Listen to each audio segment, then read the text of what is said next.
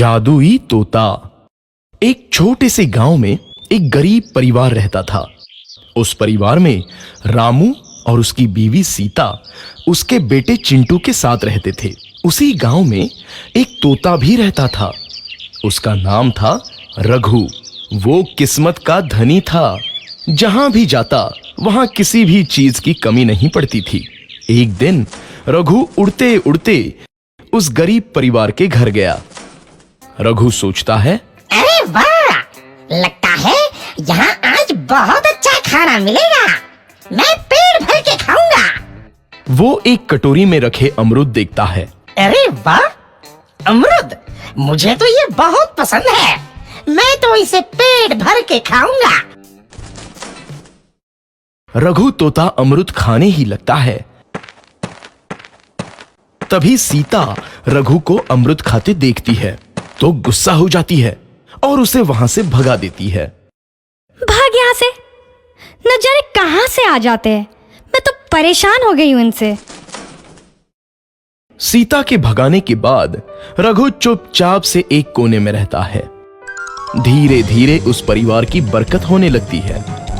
एक दिन रामू और सीता खाना खाते वक्त बातें करते हैं। आजकल हमारी बहुत तरक्की हो रही है, काम भी अच्छा चल रहा है। रामू कहता है। इस पर सीता कहती है, सच कहा, भगवान हमेशा ऐसे ही हम पर मेहरबान रहे।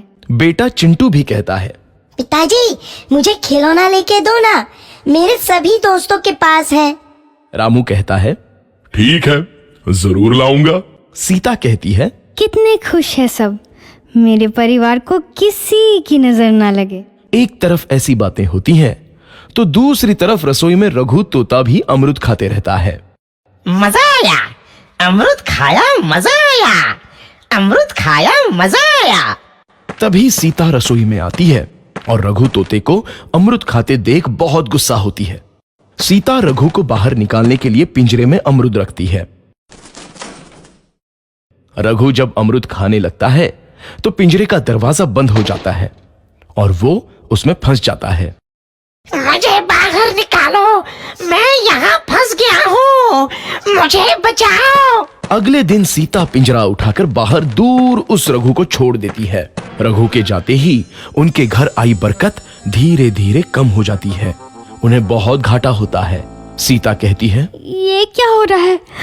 अचानक इतना कैसे बदल गया? अभी तक तो सब कुछ अच्छा चल रहा था। रामू कहता है, लगता है भगवान हम पर रूठ गए हैं। चिंटू भी कहता है, लगता है अब मुझे खिलौने भी नहीं मिलेंगे। और वो रोने लगता है और बाहर चला जाता है। कुछ दिन बाद रघु तोता फिर से उस घर में आता है। वापस आया, मैं वापस आया, अब मैं जमकर अमरूद खाऊंगा। रघु सीधा रसोई घर में चला जाता है और अमरूद खाने लगता है।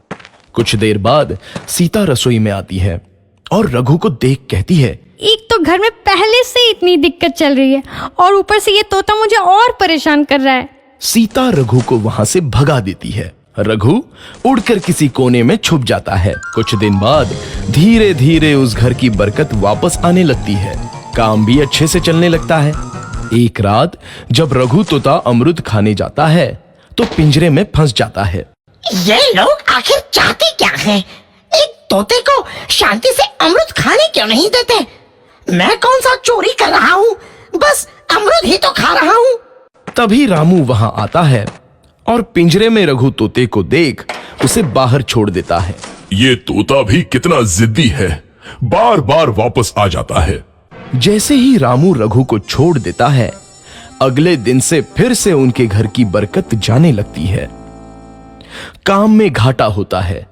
किसी को समझ नहीं आ रहा था कि ऐसा क्यों हो रहा है। रघु तोता घर आता है तो अचानक बरकत आती है और जब रघु तोता को बाहर निकालते हैं तो बरकत चली जाती है। एक दिन सीता रघु तोते के घर आने और बाहर जाने की स्थिति पर नजर रखती है।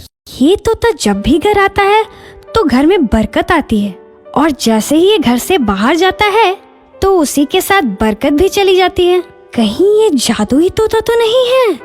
अगली बार जब ये तोता घर आएगा तो मैं इसे कहीं नहीं जाने दूंगी। सीता रघु का बहुत इंतजार करती है, लेकिन रघु तोता दोबारा उस घर में कभी नहीं आता।